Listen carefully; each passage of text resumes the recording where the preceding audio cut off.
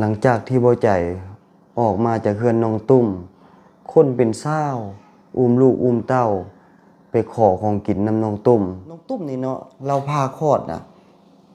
ทุกอย่างปากหมองนะบ่มีดอกชาวบ้านทั่วไปมีเงินนั่นไปผ่าตัดนะพี่น้องการที่ผ่าตัดดีขัดครอบครัวใดมีงัวมีควายมีหยังก็ได้เอาสัตว์หรือว่าเอาดินน่ะไปจำเอาเงินบ่ได้พี่น้องขนาดนั้นได้มันเป็นเรื่องใหญ่แฮงคือพี่น้องฮู้แหละแม้กระทั่งแบบข้าวสิกินข้าวปากนี่นะก็ยังบ่มีแล้วนับภาษาหยังพี่น้องเงิน4-5 ล้านหรือว่า10 ล้านในการผ่าตัดมันเป็นเรื่องใหญ่แฮงแต่ว่าน้องตุ้มเนี่ยบ่ใจยังบ่ฮู้ว่ามีคนซอยน้องบ่ในการผ่าคลอดนี่อันนี้บ่ใจบ่ฮู้อีหลีเด้บ่ใจก็ยังบ่ได้ถามบาวิลลี่บ่ใจจะว่ามันเป็นเรื่องใหญ่แฮงนะพี่น้องคันบ่มีเงินแล้วสิเฮ็ดแนวใด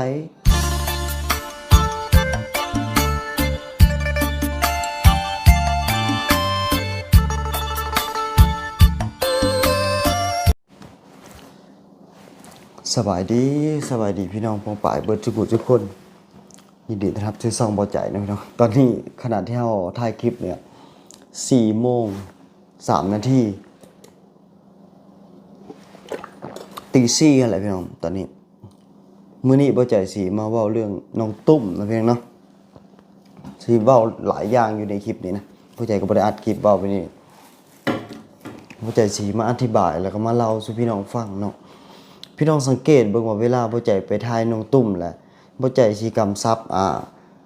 บ่ให้น้องตุ้มเอาของนี่ไปแจกให้ชาวบ้านให้คนอื่น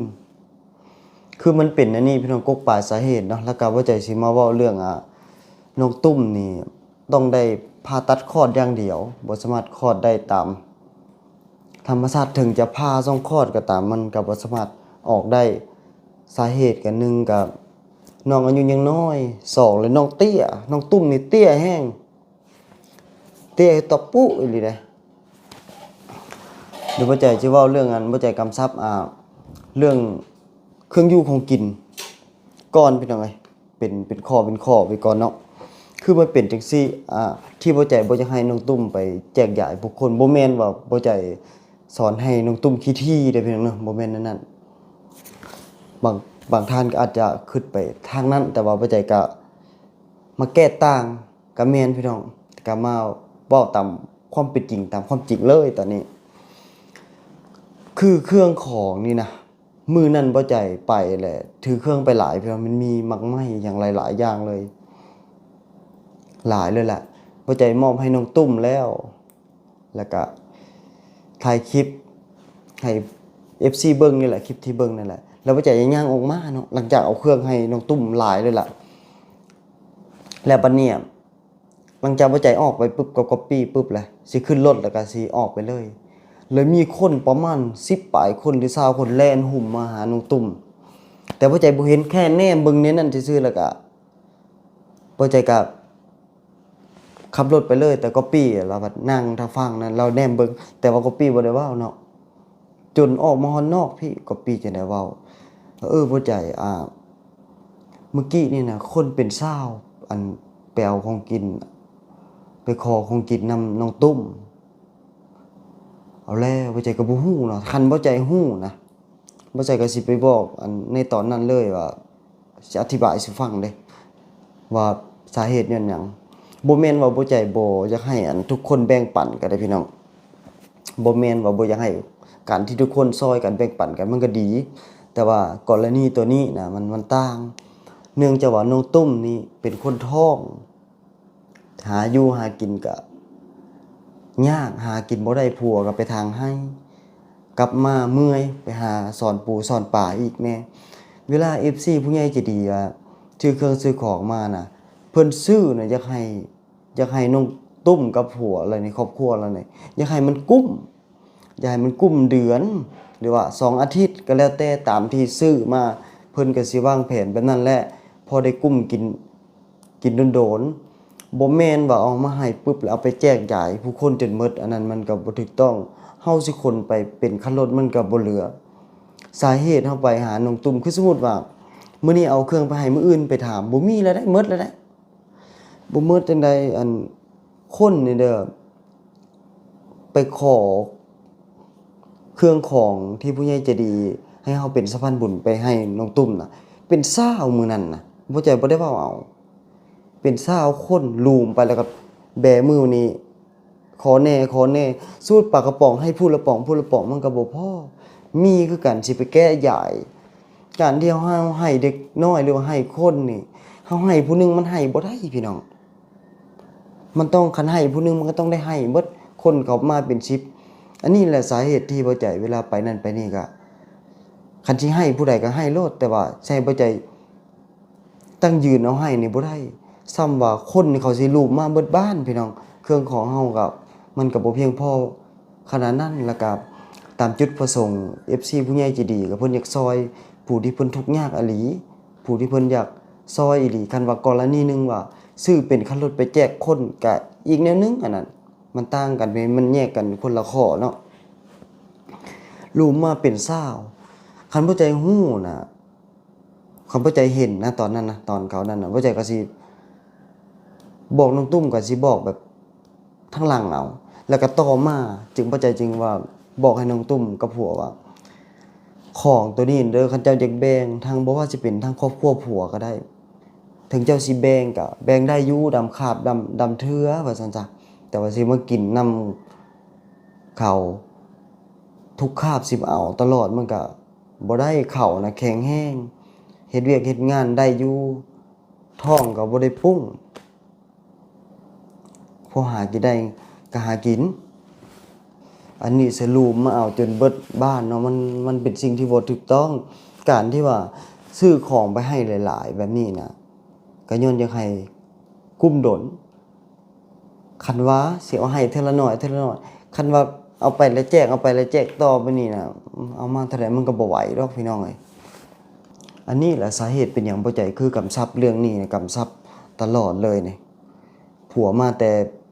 เมื่อยเฮ็ดเวียกเฮ็ดงานมาต้องไปหาอยู่หากินพอผัวแล้วนี่ก็สิเป็นคนนึ่งข้าวซักเครื่องซักของอะนะอย่างน้อยก็มีเครื่องแล้วก็ยังใครแน่พอสิได้ตัดเวียกอีกส่วนหนึงออกก็คือเวียกไปหากินนั้นก็ยังไปหาปกติล่ะพี่น้องแต่ว่ามันมีสต็อกไว้แล้วมันก็ดีเวลายามฉุกเฉินนั้นเพราะใจเนี่ยเห็นแต่ตอนนั้นแหละเห็นแต่ตอนคนแล่นเข้าไปแต่บ่ได้เบิ่งจนมันจบเพราะว่าเฮาก็ต้องเฝ้าออกไปมันสิค่ำเลยเด้แต่ว่าหัวใจนะเข้าใจเด้อเข้าใจน้องตุ้มว่าบ่สามารถฝืนได้ก็ย้อนเกรงใจเขานึงมาเป็นไผไปอยู่ในหันก็แต่ว่าเขาแยกเฮือนแล้วเขาน้องตุ้มนี่ก็กินข้าวต่างหากเฮ็ดกินอยู่กองตารางนั้นอยู่หน้าเฮือนหั่นแต่ว่าทางครอบครัวทางผัวเพิ่นก็อยู่เฮือนต่างหากเพราะว่าเฮือนน่ะเนาะก็หลังใหญ่อยู่แต่ว่ามันบ่สามารถอยู่ได้เนื่องจากว่าทั้งฮีตทั้งเราเทิงค่อนข้างจะผิดประเพณีล่ะพี่น้องอันนี้ก็เป็นความเชื่อของเขาแต่ว่าสิ่งที่ดีก็เอานำไปใช้ก็ได้แต่ว่าสิ่งที่มันบ่ดีนี่ก็บ่ใจว่ามันบ่มีสมเหตุสมผลเลยนะพี่น้องอย่างเช่นว่าเป็ดไผ่เนาะขึ้นเฮือนขึ้นบ่ได้แบบว่าอันนี้แหละสาเหตุที่บ่ใจก็ยังแปลกใจอยู่ได้เฮือนเนาะเฮือนพ่อเฮือนแม่บางเทื่อก็หลังบางใหญ่เนาะหลังบางใหญ่แล้วนี่แต่ว่าบ่สามารถให้ลูกอยู่นำได้นี่บ่จะงึดอะไรตัวนี้งึดแห้งตัวนี้นะอันนี้ที่เราเห็นนี่เด้อส่วนหลายก็ที่ทุกข์ยากขัดเขินนี่ชนเผ่านี่ก็ส่วนหลายจนเป็นชนเผ่าเราเทิงพี่น้องเราลุมก็คือเฮานี่ก็คือผู้ไทยเฮาก็ทุกข์ยากอยู่แต่ก็บ่ปานใดมันเป็นนำชนเผ่าใดพี่น้องชนเผ่าแต่ว่าผู้ที่ออกไปสู่สังคมอีหยังเห็นหลายอันหลายอย่างเขาก็เปลี่ยนแปลงแนวคิดก็คือเรื่องผีสางนางไม้นี่นะพ่อใจก็เคยเว้าเลยบ่แม่นว่าลบหลู่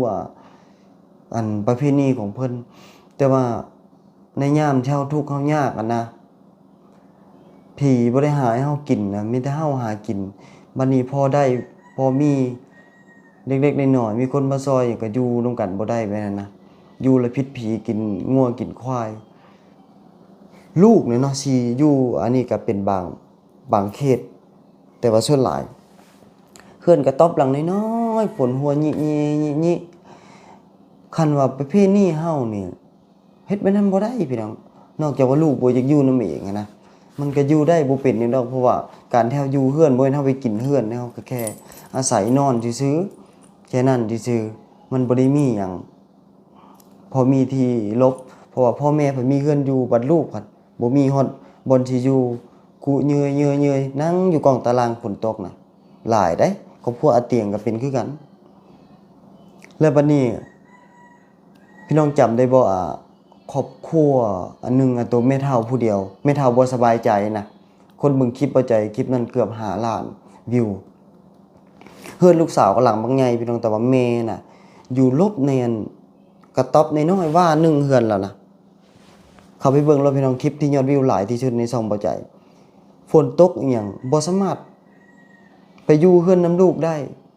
คันสิว่าบ้านเฮาก็ลูกบ่ให้อยู่นั่นล่ะคันสิเป็นทางเขาก็ว่าผิดผีผิดหยังอันนั้นพี่น้องเฮือนว่าหนึ่งเฮาสุดไปแต่ลุโตนเนาะอย่างน้อยก็แบบให้แม่ขึ้นไปอยู่นำก็บ่เป็นหยังวันนี้เฮ็ดเฮือนบัดนี้เฮ็ดเฮือนให้แม่เฒ่านั่นบ่ใจก็สมมีผู้ใหญ่ใจดีเพิ่นอันให้บ่ใจเป็นสะพานบุญเรื่องการเฮ็ดเฮือนเฮ็ดซ่านหาสร้างก็หาบ่ได้บัดนี้อยากให้ลูกเขยเฮ็ดให้ลูกเขยเฮ็ดนี่เขาบ่ได้แม่นได้พี่น้องว่าแนวเฮ็ดให้แม่เนาะเฮ็ดให้แม่เฒ่าแม่นายนะเฮ็ดให้ซื่อๆก็ได้หรือบอกเฮาไปเฮ็ดเวียกเฮ็ดงานก็บ่ใจก็เสียอันนั้นอยู่แล้วค่าเจ้าเฮ็ดเวียกงานเฮาก็ทดแทนให้ได้พี่น้องแต่ว่าเฮาสิ่งที่เฮาอยากเห็นก็คือน้ำใจลูกมีต่อแม่แม่มีต่อลูกเฮ็ดเฮือนให้บ่เขาว่าบ่เฮ็ดได้คันบ่จ้างเงินเฮ็ดบ่ได้ได้เอ้าใจละว่าจึงพ่อดอกเฮือนแม่ว่าหนึงหัวกุเยยก็ยังไปอยู่อันนำลูกบ่ได้บัดที่แม่บัดนี้แม่ผัดเราอยากได้รถจักรอยากได้โทรศัพท์ขอนำบ่ใจนะขอไปจะขอมาให้ลูก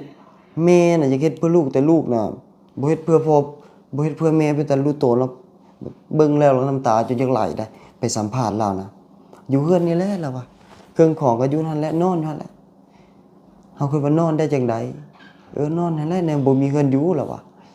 ขอรถจักรขอรถมอไซค์นะบ่ใจก็ให้บ่ได้อีหลีแบบนั้นกับอยากได้โทรศัพท์ไปให้ลูกบ่ใจก็เลยซื้อโทรศัพท์อันหยังวะโทรศัพท์อัน32นิ้วนั่นน้อยๆนี่จัก100บ่ประมาณ300บาทประมาณนี้แหละ300 400แหละบ่ใจก็จกเงินบ่ใจเองคันว่ามันสิเป็นดราม่าได้บ่แม่นดอกบ่ใจก็เลยจกเงินตัวเองเรื่องโทรศัพท์มันก็บ่ได้จำเป็นขนาดนั้นนะพี่น้องอันนี้สิบ่ใจสิมาเว้าเรื่องน้องตุ้มต่อเนาะสิมาเว้าเขตชนบทแต่เพียงเดิมการผ่าตัดนี่เป็นเรื่องที่ใหญ่หลวงแห้งเลยพี่น้องแต่ว่า FC ทางฝั่งไทยเพิ่นมาคอมเมนต์กันหลายท่านอยู่ว่าการผ่าตัดมันเป็นเรื่องธรรมดามัน 90% เนาะสังคมพลเมืองไทยแต่ว่าคนลาวเฮาในโดยแถวเขตบ้านนอกบ้านนานี่แทบสิบ่เคยเห็นส่ำใดการผ่าคลอดบ่ใจสิเล่ายกตัวอย่างอันนี้ก็เป็นคนที่เฮาฮู้จักเคยเรียนนำกันเว้านี่เขาเห็นคลิปเขาสิบ่ด่าเฮาบ่เนาะขอเว้าซะเป็นเคสตัวอย่างมันมีคนอยู่บ้านบ่ใจนะพี่น้องเนาะเราสิเกิดลูกแล้วเกิดยากเนาะแล้วก็เป็นคนค่อนข้างจะอายุหลายแล้วก็มีลูกหลายแล้วบัดนี้เราเจ็บท้องไปฮอดโรงพยาบาลแล้วเงินเราก็บ่มีอีหยังก็บ่มีแต่ว่าผัวเราแล้วมีทรัพย์สมบัติชิ้นหนึงน่าจะเป็นรถจักรนี่แหละเป็นรถมอไซค์แล้วบัดนี้แพทย์หรือบ่อนญาติพี่น้องเขาให้เส้นแบบการยิมย่อมแล้วก็เส้นในการนั้นปิดปัวรักษาหรือว่าการคลอดลูกมันก็ต้องได้ค่าใช้จ่ายหลายแล้ววันนี้เราก็เลยบ่เสียเงินนั้นบ่ยอมเสียรถมอไซค์เพื่อให้เมียไปเกิดลูกกันแล้ววันนี้มีคนที่ฮู้จักนั่นแหละเราแล้วบ่มีลูกแล้ววันนี้เราว่ากันสิค่อยสิเสียเงินให้เจ้าค่อยจะออกเงินให้เจ้าเรื่องการผ่าคลอดแต่ว่าลูกเจ้าเกิดมาแหละให้ข่อยได้เด้อเราบ่มีลูกเด้ก็เริ่มมาตกลงก็โอเคพอดีเกิดลูกแล้วก็เอาไปเลี้ยงเลยผู้ที่อันนั้นน่ะนี่แหละมันเป็นเรื่องใหญ่เด้พี่น้องคือสมมุติว่าครอบครัวของ น้องตุ้มนี่เนาะเราพาคลอดนะประชาชนตาดำๆทุกข์ยากปากหมองนะบ่มีดอกชาวบ้านทั่วไปมีเงินนั่นไปผ่าตัดนะพี่น้องการที่ผ่าตัดนี่คัดครอบครัวใดมีงัวมีควายมีหยังก็ได้เอาสัตว์หรือว่าเอาดินน่ะไปจำเอาเงินบ่ได้พี่น้องขนาดนั้นได้มันเป็นเรื่องใหญ่แฮงคือพี่น้องฮู้แหละแม้กระทั่งแบบข้าวสิกินข้าวปากนี่นะก็ยังบ่มีแล้วนับภาษาหยังพี่น้องเงิน4-5 ล้านหรือว่า10 ล้านในการผ่าตัดมันเป็นเรื่องใหญ่แฮงแต่ว่าน้องตุ้มเนี่ยบ่ใจยังบ่ฮู้ว่ามีคนซอยน้องบ่ในการผ่าคลอดนี่อันนี้บ่ใจบ่ฮู้อีหลีเด้บ่ใจก็ยังบ่ได้ถามบาวิลลี่บ่ใจจะว่ามันเป็นเรื่องใหญ่แฮงอะนะพี่น้องคันบ่มีเงินแล้วสิเฮ็ดแนวใดคือแบบยอดวิวบ่ใจได้แบบคือแต่ก่อนในเมื่อก่อนเนาะ 2-3 ปีก่อนน่ะบ่ใจออกเงินแทนก็ได้ให้น้องตุ้มไปอันผ่าตัดนี่นะคือซุมื้อนี่แหละพี่น้องเงินเดือน YouTube ก็เดือนละ100 200 300สิประมาณนี้ครอบครัวเราเองก็มันก็ยังบ่รอดเลยบ่ใจก็ยังคิดกุมขมับอยู่เดี๋ยวนี้ว่าสิซอยน้องตุ้มได้จังไดผ่าตัดมันต้องได้ใช้เงินคันว่าทางครอบครัวของพ่อแม่เขาเจ้ามีงัวมีควายอิหยังไข่ได้พอให้เขาเจ้าไปขายพอได้ไปผ่าตัดมันก็ต้องมีค่าใช้จ่ายหลายพี่น้องเอ้ยเหตุผลตัวนี้แล้วมันจะเป็นเรื่องใหญ่นะก็บ่แม่นดอกเรื่องใหญ่เรื่องการผ่าแต่ว่าปัญหาใหญ่ที่สุดก็คือเรื่องเงินสิไปผ่าตัดนั้นค่อนข้างจะใช้หลายอยู่พอสมควรมันบ่คือได้พี่น้องเฮาไปคลอดปกติอันนี้บ่ใจบ่แน่ใจอันที่บ่ใจเว้านี่เมื่อก่อนเนาะจนได้ขายงัวขายควายขายมอเตอร์ไซค์นี่คือซุมื้อนี้อาจจะมีโครงการก็เป็นไปได้อันนี้บ่ใจยังบ่ฮู้อันนี้บ่ฮู้อันนี้พี่น้องว่ามีการช่วยเหลือบ่ถ้าสมมุติว่าผ่าตัดนี่นะช่วยเหลือแบบเป็นโครงการบ่แต่ว่าเฮาไปคลอดแบบในโรงพยาบาลคือทั่วๆไปกับปาดช่องคลอดอย่างธรรมดานะที่บ่แม่นผ่าท้องนะอันนี้แม่นบ่ได้เสียเงินขอแต่เฮานี่มี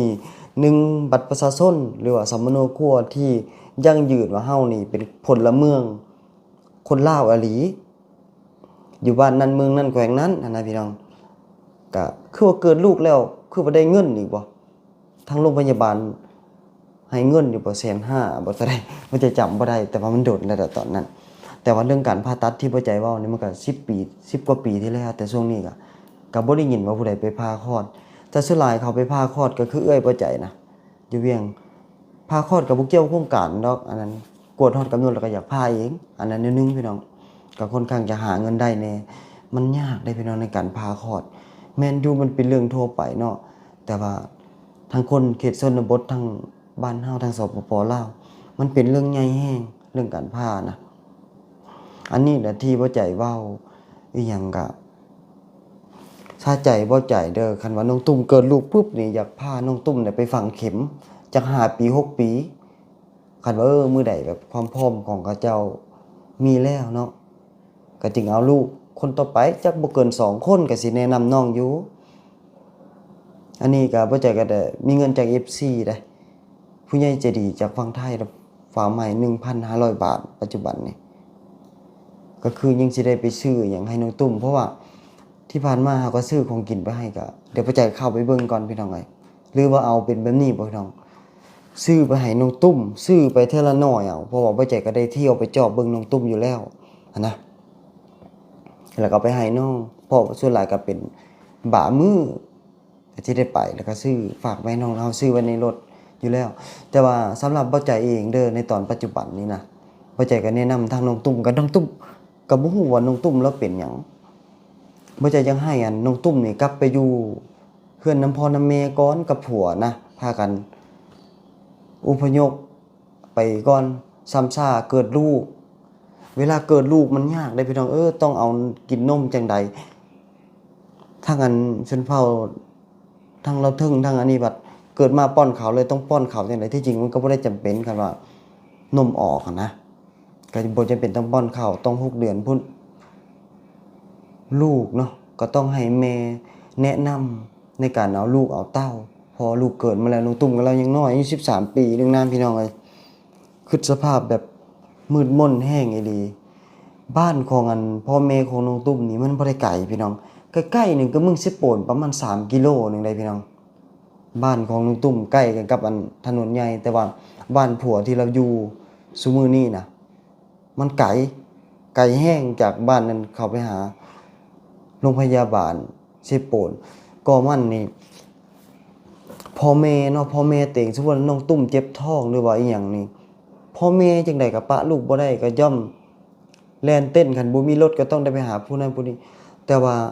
ทางครอบครัวผัวของน้องตุ้มเนาะแม่ผัวก็เสียแล้วเหลือแต่พ่อปู่กับเอื้อยน่ะเขาก็สิเบิ่งได้ส่ำใดอันนั้นก็